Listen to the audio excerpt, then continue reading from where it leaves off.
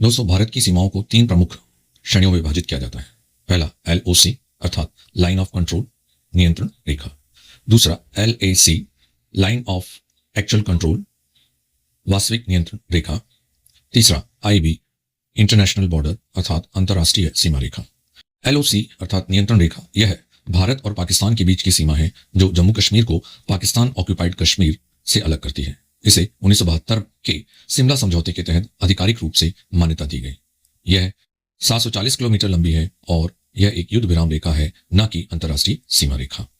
LAC अर्थात वास्तविक नियंत्रण रेखा, यह भारत और चीन के बीच की अस्थायी सीमा है जो लद्दाख को अक्साई चीन से अलग करती है। इसकी लंबाई 3488 किलोमीटर है और इसे 3 सेक्टरों में विभाजित किया गया है। पूर्वी सेक्टर अरुणाचल प्रदेश, मध्य सेक्टर उत्तराखंड और हिमाचल प्रदेश और पश्चिमी सेक्टर लद्दाख।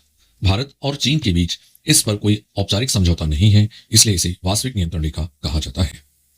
IB अंतर्राष्ट्रीय सीमा, यह भारत और उसके पड़ोसी देशों पाकिस्तान, बांग्लादेश, नेपाल, म्यांमार, भूटान के बीच आधिकारिक रूप से मान्यता प्राप्त सीमा है। इसे 1947 में विभाजन के दौरान सर सिरिल रैडक्लिफ द्वारा खींचा गया था। यह पंजाब, राजस्थान, गुजरात और जम्मू कश्मीर के कुछ हिस्सों से गुजरती है और अंतर्राष्ट्रीय स्तर पर मान्यता प्राप्त है। LOC और LAC विवादित रेखाएं हैं, जबकि IB आधिकारिक और स्थायी सीमा है। LOC पर भारत और पाकिस्तान के बीच शांति समझौता हुआ है, लेकिन LAC पर चीन से कोई औपचारिक सहमति नहीं है, जिससे अक्सर झड़पें होती हैं। यह सीमाएं भारत की सुरक्षा और विदेश नीति में महत्वपूर्ण भूमिका निभाती हैं। धन्यवाद।